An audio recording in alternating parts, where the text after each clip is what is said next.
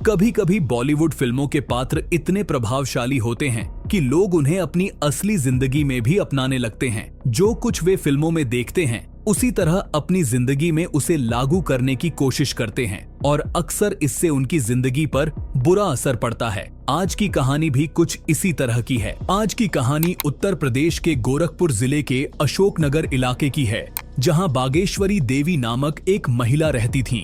उनके 2 बेटे थे, जिनमें से बड़े बेटे का नाम राजकुमार था, जो पुलिस विभाग में कार्य करता था। छोटे बेटे का नाम ओम प्रकाश था, जो शहर में चश्मे की दुकान चलाता था। उनका परिवार काफी खुशहाल था। ओम प्रकाश की पत्नी अर्चना और उनका बेटा नितिन भी उनके साथ उसी मकान में रहते थे। नीचे की मंजिल पर बागेश्वरी देवी और उनका बड़ा बेटा राजकुमार रहते थे, जबकि ऊपर की मंजिल पर ओम प्रकाश, उसकी पत्नी और उनका बेटा रहते थे। एक दिन सुबह जब बागेश्वरी देवी उठी तो उन्होंने देखा कि उनका छोटा बेटा ओम प्रकाश, उसकी पत्नी अर्चना और उनका पोता नितिन अब तक नीचे नहीं आए थे, जबकि चाय और नाश्ते का समय काफी हो चुका था। इस पर वह बहुत चिंतित हो गईं। उन्हें घबराहट हो रही थी, जबकि वह बड़े गहरे विचारों में खोई हुई थी। इतने में बाहर दरवाजे पर नॉक होती है और नॉक करने वाले मजदूर होते हैं, क्योंकि उनके घर में निर्माण कार्य चल रहा था। वे 8:30 के आसपास उनके घर आए हुए थे, लेकिन उनका छोटा लड़का अभी तक नहीं उठा था। फिर मजदूर काम करने के लिए जैसे ही छत पर वे सीढ़ियों से चढ़ते हुए जाते हैं, वे पहले तल तक पहुंचते हैं। तभी उन्हें कमरे से जोर जोर से दरवाजे की थपथपाहट और औरत के चीखने की आवाज सुनाई देती है। एक मजदूर जल्दी से दरवाजे की सिटकनी बाहरी तरफ से उसे खोलता है और अंदर से घर की छोटी बहू अर्चना तेजी से बाहर निकलती है। वह सीधे सामने वाले कमरे की ओर दौड़ती है। यह सब देखकर मजदूर डर जाते हैं। आखिर क्या हुआ? अर्चना जैसे ही दरवाजे पर हाथ लगाती है, वह दरवाजा खुल जाता है और अंदर का दृश्य इतना दिल दहला देने वाला होता है कि उसके कदम चौखट पर ही रुक जाते हैं। वह जोर से चीखती है और जब वह कमरे के अंदर जाती है तो बेड पर अपने पति ओम प्रकाश की लाश पड़ी हुई देखती है। फर्श पर खून ही खून फैला था और वहीं उसके पास ही 4 साल का उसका मासूम बेटा नितिन भी मृत पड़ा था। बेटे की लाश देखकर उसके हाथ पांव कांपने लगते हैं। अर्चना यह देखकर जोर से चीखती है और दौड़ते हुए नीचे की तरफ भागती है। अर्चना रोते हुए नीचे की ओर बागेश्वरी देवी के पास पहुंचती है। बहू के मुंह से बेटे और पोते की हत्या की बात सुनकर बागेश्वरी देवी का पूरा शरीर कांपने लगता है। घर में चीख पुकार मच जाती है और उनके शोर को सुनकर पड़ोसी भी मौके पर आ पहुंचते हैं।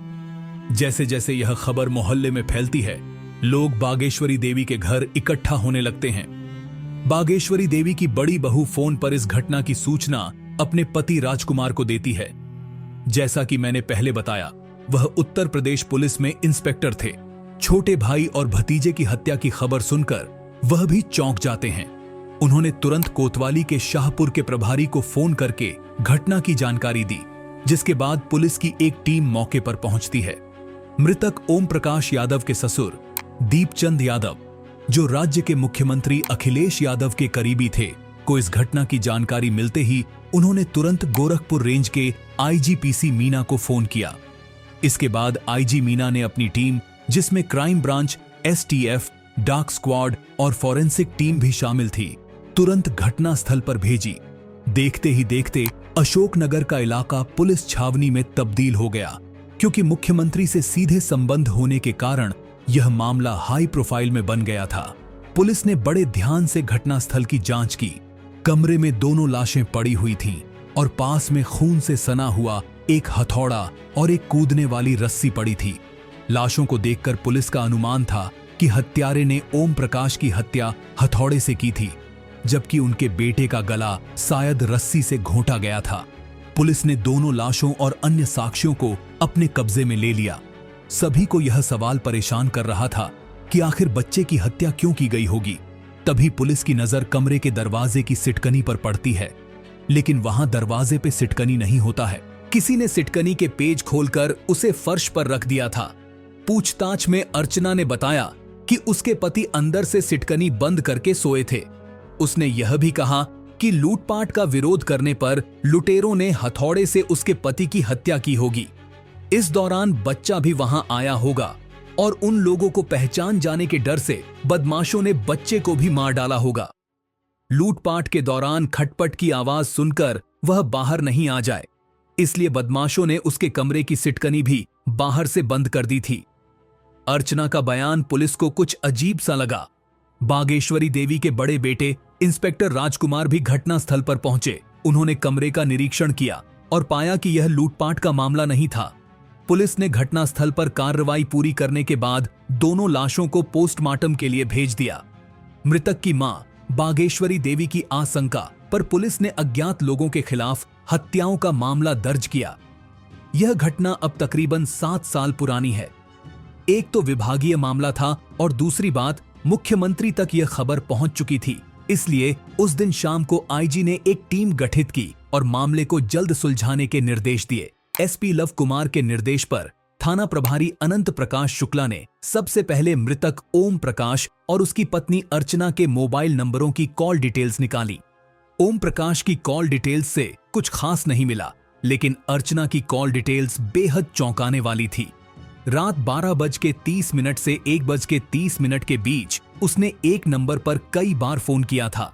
जांच में पता चला कि यह नंबर फिरोजाबाद जिले के स्वामीनगर निवासी अजय कुमार यादव का था और उसका फोन गोरखपुर में दोपहर के बाद से लेकर उस समय तक था। इसके अलावा अर्चना और अजय के बीच दिन भर लंबी बातें होती थीं। यह जानकारी पुलिस के लिए एक अहम सुराग साबित हुई। पुलिस को यह समझ में आ गया कि अर्चना किसी बड़े मामले में शामिल थी, लेकिन इस बारे में किसी को भी भनक नहीं लगने दी गई। अजय कुमार गोरखपुर में था, लेकिन पुलिस के पास उसका कोई फोटो नहीं था जिससे उसे पहचाना जा सके। इसके बाद पुलिस ने सोशल साइट से और फेसबुक पर अजय कुमार के फोटो की तलाश शुरू की और वहां से उनका फोटो मिल गया। लेकिन जब पुलिस ने अजय कुमार के फोटो देखे तो उन्हें एक बड़ा झटका लगा। एक फोटो में वह समाजवादी पार्टी के नेता मुलायम सिंह यादव के साथ था और दूसरे में वह मुख्यमंत्री अखिलेश यादव के साथ हाथ मिला रहा था। यह जानकारी जब एसपी लव कुमार को दी गई तो उन्होंने कहा कि स्थितियों से साफ जाहिर होता है कि इन हत्याओं में यही शख्स शामिल है, इसलिए उसे तुरंत गिरफ्तार किया जाना चाहिए। उन्होंने यह भी चेतावनी दी कि अगर वह भागने में सफल हो गया तो उसे पकड़ना मुश्किल हो सकता है। मोबाइल की लोकेशन से पुलिस को यह पता चला कि अजय कुमार बस अड्डे पर था। चूंकि पुलिस को अब उसका फोटो भी मिल चुका था, इसलिए 22 जनवरी की सुबह पुलिस ने बस अड्डे से उसे गिरफ्तार कर लिया। बस अड्डे पर भारी संख्या में पुलिस बल देखकर अजय ने भागने की कोशिश की, लेकिन वह सफल नहीं हो सका। पुलिस ने उसे पकड़कर शाहपुर कोतवाली ले आई। अजय कुमार की गिरफ्तारी की सूचना मिलते ही एसपी लव कुमार और एसपी सिटी हेमंत कटियार थाने पहुंच गए। अजय ने खुद को समाजवादी पार्टी का नेता बताते हुए बिना किसी वजह के थाने जाने पर खूब ड्रामा किया, लेकिन जब पुलिस ने उसकी कॉल डिटेल्स पेश की तो उसकी सारी होश उड़ गई। अब अजय रोने लगा था और रुंधी आवाज में हाथ जोड़कर पुलिस अधिकारियों से गिड़गिड़ाते हुए कहा, सर, मुझसे बहुत बड़ी गलती हो गई है। अर्चना के कहने पर मैंने यह अपराध किया है। उसने मुझ पर अपने पति और बच्चे को रास्ते से हटा देने का दबाव डाला था। इसके बाद अजय ने ओम प्रकाश और उसके बेटे की हत्या की पूरी कहानी पुलिस को बताई। उसने यह भी बताया कि इन हत्याओं में अर्चना का भी हाथ था। पुलिस ने अर्चना को गिरफ्तार करने के लिए अजय को साथ लेकर अशोकनगर कॉलोनी पहुंची। उस समय इंस्पेक्टर राजकुमार के घर पर उनके परिवार वाले और अर्चना के पिता दीपचंद भी मौजूद थे। पुलिस ने पूछताछ के बहाने अर्चना को अकेले में ले लिया और वहां अजय कुमार खड़ा था। अजय को पुलिस हिरासत में देखकर अर्चना का चेहरा सफेद पड़ गया। जैसे ही उसने अजय को देखा, उसे समझ में आ गया कि उसका खेल अब खत्म हो चुका है। उसके सामने अपनी गलती स्वीकार करने के अलावा कोई दूसरा रास्ता नहीं था।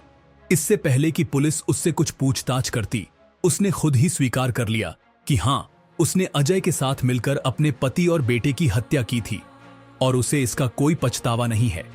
अर्चना के मुंह से ये शब्द सुनकर वहां खड़े लोग हक्का बक्का रह गए। बेटी की इस करतूत पर दीपचंद तो जैसे सदमे में आ गए और वह चक्कर खाकर गिर पड़े, बेहोश हो गए।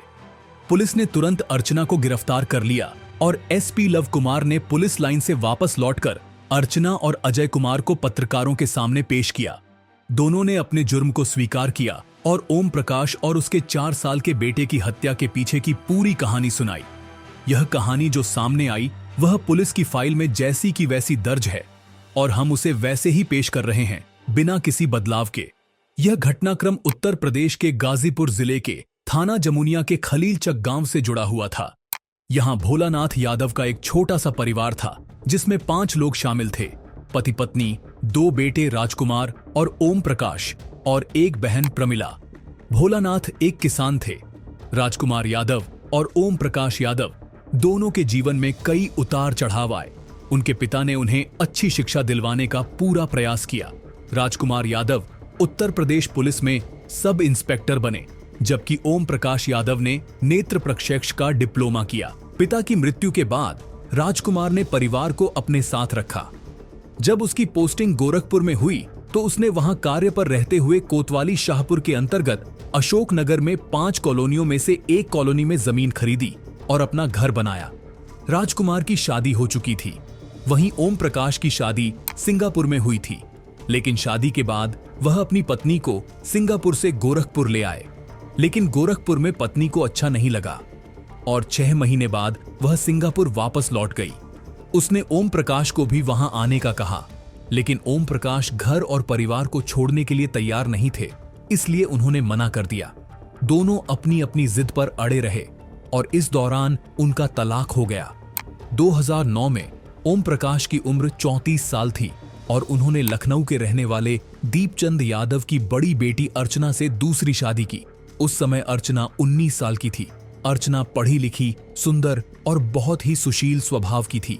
वह अकेले घूमना, दोस्त बनाना और महंगे मोबाइल फोन रखना पसंद करती थी। शादी के बाद भी उसकी ये आदतें बनी रहीं। ओम प्रकाश को अपनी पत्नी अर्चना पर बहुत गर्व था और वे दोनों एक दूसरे के साथ बहुत खुश थे। 1 साल बाद उनके घर एक बेटा हुआ जिसे उन्होंने नितिन नाम दिया और उसे घर में सभी लोग प्यार से शिवा कहकर पुकारते थे। ओम प्रकाश का परिवार अब खुशियों से भर चुका था।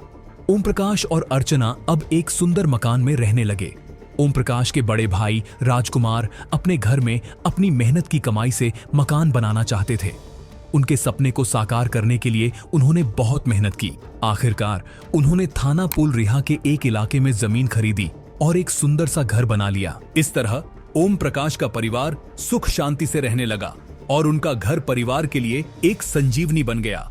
उनके बेटे नितिन और शिवा का जन्मदिन भी बहुत धूमधाम से मनाया जाता था, जो परिवार के लिए एक और खुशी का पल होता। उन्हीं दिनों ओम प्रकाश और अर्चना अपने नए मकान में घर बसा रहे थे, लेकिन अर्चना के लिए यह खुशियों का पल जल्द ही दुख में बदल गया। ओम प्रकाश और अर्चना के बीच पिछले 5 सालों तक सब कुछ ठीक था, लेकिन पिछले 1 साल से उनके रिश्ते में दरार आ गई थी और उनकी खुशियों पर ग्रहण लग गया था। ओम प्रकाश की प्रसादपुर में ऑप्टिकल की दुकान थी और दुकान पर ओम प्रकाश के आने के बाद अर्चना अक्सर घर में अकेली रहती थी। घर में सास बागेश्वरी देवी और जेठानी नीचे के कमरे में रहती थीं, जबकि अर्चना ऊपर की मंजिल पर अकेली रहती थी। इस दौरान वह अपना समय टीवी देखने या फिर फेसबुक जैसी सोशल साइट्स पर दोस्तों से चैटिंग करने में बिताती।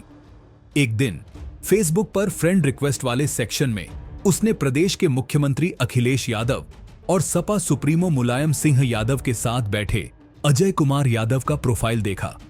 अर्चना को अजय की तस्वीर और प्रोफाइल काफी आकर्षक लगी और उसने देखा कि अजय का गांव भी वही था जहां वह रहती थी। यह जानकारी उसे बहुत दिलचस्प लगी और उसको अजय से और ज्यादा प्रभावित कर दिया। अर्चना ने फेसबुक पर अजय कुमार यादव के प्रोफाइल में नंबर देखा और उसके बाद उसकी प्रोफाइल में एक दिलचस्पी आ गई। अब तो अजय का मोबाइल नंबर भी फेसबुक पर उपलब्ध था। अर्चना ने अपनी शादी से पहले की एक तस्वीर अपने फेसबुक पेज पर लगाई थी। अजय की राजनीति प्रोफाइल में पहुंचकर उसने उसे फ्रेंड रिक्वेस्ट भेज दी, जिसे अजय ने स्वीकार कर लिया। इसके बाद दोनों के बीच चैटिंग शुरू हो गई और दोनों अच्छे दोस्त बन गए। अजय कुमार यादव, जो फिरोजाबाद के स्वामी नगर गांव के रहने वाले थे, 2 भाइयों में बड़े थे। उनके घर की हालत अच्छी नहीं थी। उनके पिता बहादुर यादव गांव में किराने की दुकान चलाते थे और पिता के निधन के बाद अजय भी दुकान पर बैठने लगा। अजय की शादी हो चुकी थी, लेकिन पत्नी काफी खर्चीली थी और उसकी बढ़ती हुई खर्चों को पूरा करने का अजय के पास कोई साधन नहीं थे। इसी कारण दोनों के बीच तलाक हो गई। पत्नी के जाने के बाद अजय अकेला रह गया था।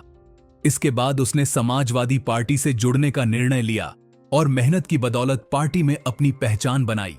धीरे धीरे उसने पार्टी के एक उच्च पद पर भी कब्जा कर लिया और बड़े नेताओं के साथ उठने बैठने का मौका मिलने लगा।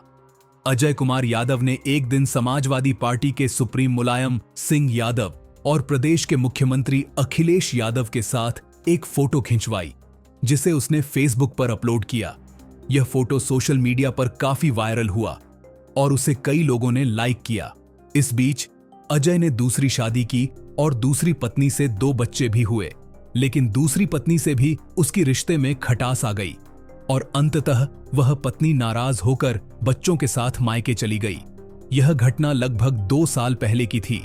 इधर पार्टी विरोधी गतिविधियों के कारण से अजय को समाजवादी पार्टी से भी निकाल दिया गया, लेकिन अर्चना, जो पहले ही अजय के फोटो और राजनीति में उसकी पहचान से प्रभावित हो चुकी थी, अब उससे और भी करीब आ गई।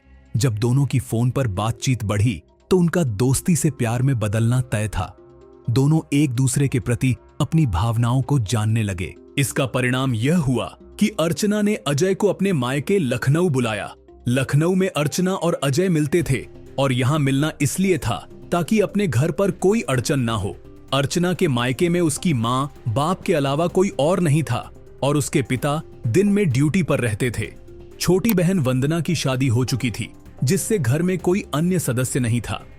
अर्चना अपने ससुराल में रहती थी, लेकिन एक दिन वह पति से लड़कर बेटे के साथ मायके चली आई। जब वह लखनऊ पहुंची तो अर्चना ने अपनी मां से अजय का परिचय पुराने दोस्त के रूप में करवाया। इसके बाद दोनों एक दूसरे के करीब आए और मर्यादा की सभी सीमाओं को पार कर गए। अजय मिलने के बाद फिरोजाबाद लौट आया और अगले दिन अर्चना गोरखपुर चली गई। वहां से उसने ओम प्रकाश को नजरअंदाज करना शुरू कर दिया। वह हमेशा मोबाइल में खोई रहती थी और यह आदत न तो उसके पति को पसंद आ रही थी, न ही ससुराल वालों को। लेकिन जब भी कोई इस बारे में पूछता तो वह इसे बहनबंदी का बहाना बना देती। समय के साथ ओम प्रकाश को अर्चना पर शक होने लगा। इस बीच अजय अर्चना से मिलने उसके ससुराल भी आने लगा। जब बागेश्वरी देवी ने अजय को देखा तो उसने पूछा कि वह कौन था। अर्चना ने अजय को खुद का दूर का रिश्तेदार बताया, लेकिन बागेश्वरी देवी को यह बात सही नहीं लगी, क्योंकि वह अर्चना के सभी रिश्तेदारों को जानती थी। जब बागेश्वरी ने ओम प्रकाश से यह बात बताई तो ओम प्रकाश ने अर्चना से अजय के बारे में पूछा। अपनी गलती मानने के बजाय अर्चना ने ओम प्रकाश से लड़ाई शुरू कर दी और इसके बाद उनके रिश्तों में दरार आ गई। स्थिति दिन ब दिन खराब होती गई। पति पत्नी के बीच दूरियां इतनी बढ़ गई थीं कि घर में रोज महाभारत होने लगी थी और दोनों जल्द ही अलग अलग कमरों में सोने लगे थे। ओम प्रकाश ने नितिन को अपने कमरे में रखा, जबकि अर्चना दूसरे कमरे में अकेली सोती थी।